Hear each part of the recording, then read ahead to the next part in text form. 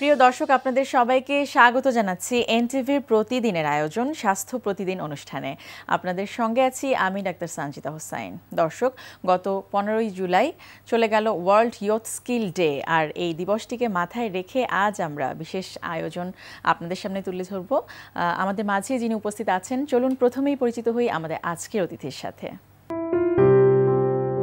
Doctor Tania Rahman 1964 সালের ডিসেম্বরে জামালপুর জেলায় জন্মগ্রহণ করেন। তিনি 1986 সালে ঢাকা বিশ্ববিদ্যালয়ে মনোবিজ্ঞানে পিএইচডি ডিগ্রি অর্জন করেন। বর্তমানে তিনি ঢাকা বিশ্ববিদ্যালয়ের সমাজ কল্যাণ ও গবেষণা ইনস্টিটিউটের ক্লিনিক্যাল সোশ্যাল ওয়ার্ক প্রোগ্রামের পরিচালক হিসেবে কর্মরত আছেন। ম্যাডাম, স্বাগত জানাচ্ছি আমাদের অনুষ্ঠানে। ধন্যবাদ তোমাকে। ম্যাডাম, গত 15ই July World Youth Skill Day পালিত হলো এবং আমরা জানি যে আসলে শারীরিক সুস্থতার পাশাপাশি মানসিক সুস্থতা বা বিকাশ তো অবশ্যই প্রয়োজন। সেক্ষেত্রে ইয়ুথ যারা আছেন, ইয়ং জেনারেশন যারা আছেন, তাদের সুস্থতাটা কিন্তু আমরা অনেক প্রাধান্য দেওয়া উচিত। তো সেই উপলক্ষেই হয়তো এই দিবসটিকে আয়োজন করা হয়েছে। তো শুরুতেই একটু জানতে চাইব আপনার কাছে যে এই দিবসটির আসলে গুরুত্বটা কি বা কেন এসেছে। ধন্যবাদ একটা সুন্দর প্রশ্ন করার জন্য। কারণ আমরা কেন আলাদাভাবে এই যে ইয়ুথ স্কিল ডেকে আমরা পালন করছি, তো স্কিল তো সবারই আছে, মানে স্পেসিফিক্যালি কেন আমরা ইয়ুথদেরকে বেছে নিলাম, এটা আসলে এসেছে খুব বেশি দিন নয়, 2014 সালে। এটা শ্রীলঙ্কা থেকে এই জিনিসটা নিয়ে প্রথম চিন্তা করা হয় এবং পরে ইউএস অ্যাসেম্বলিতে এই জিনিসটাকে 2014 নভেম্বরে এটা ঘোষণা দেয়া হয় এই ডেটটাকে, এবং ডিসেম্বরে এই ব্যাপারে রেজুলেশন নেওয়া হয়। এখানে আসলে বলা হচ্ছে যে ইয়ুথ যারা, তারা কিন্তু অনেক ক্রিয়েটিভ এবং তারা তাদের যে কাজগুলো করতে যায় এখানে দেখা যাচ্ছে এনার্জেটিক, কিন্তু তাদের এই মানে স্কিলটাকে, তাদের এনার্জিটাকে যদি আমরা প্রপার ওয়েতে, পজিটিভ ওয়েতে কাজে লাগাতে না পারি, তাহলে কিন্তু এটা তাদের জন্য এবং ন্যাশনের জন্য হার্মফুল হয়ে দাঁড়ায়। আচ্ছা, এবং এটাকে কাজে লাগানোর জন্যই বলা হচ্ছে যদি প্রপার ওয়েতে, প্রপার গাইডেন্সে তাদেরকে যদি এই স্কিলটাকে ডেভেলপ করতে দেয়া যায় বা এই স্কিলটা ডেভেলপ করে, তাহলে অনেক প্রবলেম সলভ হয়ে যায়। তাদেরকে প্রমোট করার জন্য তাদের এনার্জি এবং তাদের স্কিলটাকে, তাদের কি বলবো আমি, যে এখানে তাদের এফিসিয়েন্সিকে, দক্ষতাটাকে সঠিকভাবে কাজে লাগানোর জন্য এই দিনটাকে বিশেষভাবে পালন করা হয়। আচ্ছা, তো এই যে আপনি বলছিলেন যে তাদের যে স্কিলটাকে সেটিকে কাজে লাগানোর জন্য সেটি কাউন্সিলিং দিয়ে হোক বা মোটিভেশন করে হোক, যেভাবেই হোক সেটিকে কাজে লাগানোর জন্যই এই দিনের ব্যবস্থা।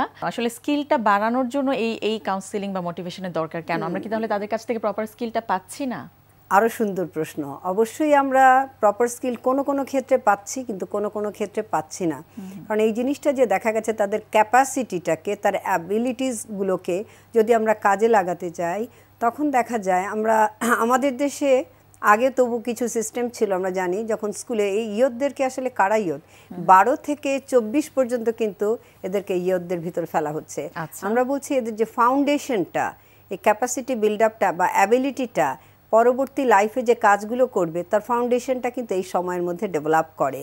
ফলে যদি এখানে দেখা যাচ্ছে পজিটিভ ডেভেলপমেন্টের জন্য কিছু কাজ আছে এবং সেটা যদি তারা না করে, যেমন লার্নিং, তোমার ওয়ার্কিং ক্যাপাসিটি বাড়ানো, ওয়ার্ক প্লেসে যাওয়া, কমিউনিকেশন, ট্রেনিং, এই জিনিসগুলো খুবই গুরুত্বপূর্ণ। এবং এই কমিউনিকেটর হিসেবেই দেখা যাচ্ছে যে অনেকেই কাজ করে যাচ্ছে, কিন্তু কাজ করতে যে এখানে অ্যাওয়ারনেস বিল্ড আপ করা, বিভিন্ন ট্রেনিং, তোমার বিভিন্ন ওয়ার্কশপ, এগুলোর ব্যবস্থা করা, এই সম্পর্কে তোমার বিভিন্ন প্রচারণা, প্রোপাগান্ডা করা, এটা খুব জরুরি হয়ে যায়। কারণ এই ডেটাকে ঘোষণা করার পর দেখা গেছে আনএমপ্লয়মেন্টটা কমে গেছে, এমপ্লয়মেন্টের রেটটা ইনক্রিজ করেছে। আমরা দেখতে পাচ্ছি যে আমরা স্কিল ডেভেলপমেন্টের কথা বলছি, কিন্তু স্কিল ডেভেলপমেন্টের কথা বলতে যে আমাদের আনএমপ্লয়মেন্টের প্রবলেমটা হয়তো কমে গেছে, কিন্তু একটা নতুন প্রবলেম আবার একটা রেজ করছে, যেটা হচ্ছে স্কুল ড্রপ আউটটা বেড়ে যাচ্ছে। দেখা যাচ্ছে ছেলেমেয়েরা স্কুলে যাওয়া বন্ধ করে তারা ট্রেনিং এবং এমপ্লয়মেন্টের দিকে ঝুঁকে যাচ্ছে। এবং এই প্রবলেমটা কিন্তু ইদানিংকালে আমরা থার্ড ওয়ার্ল্ড কান্ট্রিতে ইদানিংকালে ফেস করার জন্য, যদিও এটা আমেরিকা থেকে এই ডিসিশন নেওয়া হয়, কিন্তু ওয়েস্টার্ন কান্ট্রিতে কিন্তু এই প্রবলেমটা অনেক আগে থেকে, ওরা কিন্তু হায়ার স্টাডিজে অনেক কম যায়, তো তারা অল্পতে মানে কাজে এমপ্লয়মেন্টে চলে যায়, কিন্তু আমাদের দেশে এই স্কোপটা না থাকার কারণে বিভিন্ন এনজিওস অর্গানাইজেশন কি করেছে, বিভিন্ন ট্রেনিং প্রোগ্রাম দিয়ে অনেক ছোটোখাটো কাজের ব্যবস্থা হয়ে গেছে। বিভিন্ন অর্গানাইজেশনের ডিরেক্টর ইয়ুথরা হচ্ছে, বিভিন্ন ধরনের ট্রেনিং প্রোগ্রাম করছে, করে ছোটোখাটো কাজে লেগে যাচ্ছে, যে কারণে হচ্ছে কি তাদের এই যে এডুকেশনের যেই ট্রেন্ডটা ছিল আমাদের দেশে বা আমাদের থার্ড ওয়ার্ল্ড কান্ট্রিতে সেটা কমে আসছে। তো ফলে পরবর্তীতে কম্পিটিটিভ লাইফে যে কিন্তু তারা স্ট্রেসে পড়ে যাচ্ছে, তখন তাদের মেন্টাল হেলথ প্রবলেমটা বা ক্রাইসিসটা দেখা দিচ্ছে।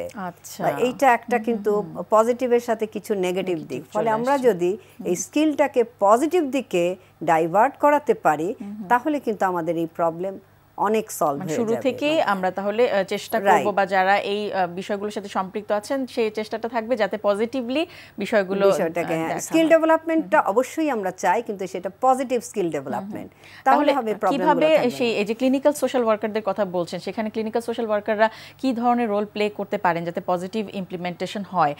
কি ধরনের মোটিভেশন, কাউন্সেলিং বা তাদের মানসিক স্বাস্থ্য বা সেই সময়ে যাতে সঠিক সময়ে যাতে তারা সঠিক স্কিলটা ইমপ্লিমেন্ট করতে পারে, সেক্ষেত্রে কি ভূমিকা পালন করছে? এক্ষেত্রে আসলে যদিও অনেকে মনে করে পরিবার, স্কুল, পিয়ার গ্রুপ, কমিউনিটি এখানে রোল প্লে করবে, কিন্তু সবচেয়ে গুরুত্বপূর্ণ রোলটা কিন্তু প্লে করবে ক্লিনিক্যাল সোশ্যাল ওয়ার্কাররা, বিকজ তারা কিন্তু কমিউনিকেটর হিসেবে কাজ করবে। এই যে কমিউনিকেট করা, যে এই স্কিল ডেভেলপমেন্টটা কি, স্কিল ডেভেলপমেন্ট করতে হলে কি করতে হবে, অ্যাওয়ারনেস বিল্ড আপ করা, প্রমোট করা তাদেরকে, তাদের অ্যাবিলিটিসগুলোকে প্রপার ওয়েতে কাজে লাগানো, এগুলো ক্লিনিক্যাল সোশ্যাল ওয়ার্কাররাই কমিউনিকেট করবে to the family, to the school and to the community. এই কমিউনিটিতে যদি তাদেরকে এগুলো কমিউনিকেট করতে হয়, ক্লিনিক্যাল সোশ্যাল ওয়ার্কাররাই সেই জিনিসটা সবচেয়ে ভালো পারবে। এবং আমরা কিন্তু দেখি যে যারা একটু লো সোশিও ইকোনমিক কন্ডিশন থেকে আসছে তাদের ক্ষেত্রে কিন্তু দেখি যে একদম ব্যাকগ্রাউন্ড থেকে বা জন্মের কিছুদিন পর থেকেই হয়তো বা যখন থেকে সে কথা বলা শিখছে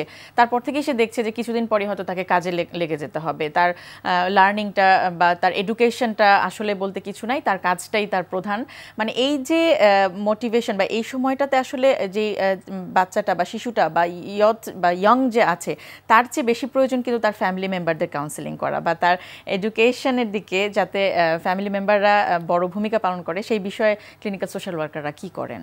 ক্লিনিক্যাল সোশ্যাল ওয়ার্কাররা এক্ষেত্রেও অ্যাওয়ারনেস বিল্ড আপ করে এবং ফ্যামিলির সাথে কমিউনিকেট করে। কারণ আমরা আসলে মনে করি যে শুধু লার্নিংয়ে দিলাম, স্কুলে পাঠালাম, যেটা আসলে ইদানিংকালে যে প্রবলেমগুলো দেখা যাচ্ছে, এই ইয়ুথরা বা ইয়াং জেনারেশন বা টিনেজাররা বিভিন্ন রকমের ক্রাইমের সাথে, বিভিন্ন রকমের প্রবলেমের সাথে জড়িয়ে যাচ্ছে।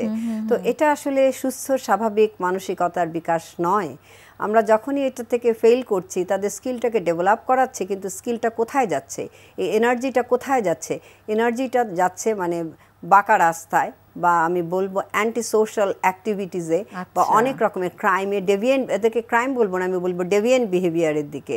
এই ডেভিয়েন্ট বিহেভিয়ারের দিকে যাওয়ার কারণে হচ্ছে কি আমরা দেখা যাচ্ছে অনেক বড় বড় সমস্যার মধ্যে তারা জড়িয়ে পড়ছে। ফলে তাদের লাইফে কিন্তু ফ্রাস্ট্রেশন চলে আসছে এবং তারা কিন্তু এটার থেকে বের হতে না পেরে অনেক ধরনের কাজ করে ফেলছে, সুইসাইড করছে, মার্ডার করছে, অনেক ধরনের আত্মঘাতী বা পরহত্যা, এই ধরনের কাজগুলো নিজের জন্য এবং পরিবারের জন্য, আমাদের সমাজের জন্য অত্যন্ত ক্ষতিকারক কারণ হয়ে দাঁড়াচ্ছে।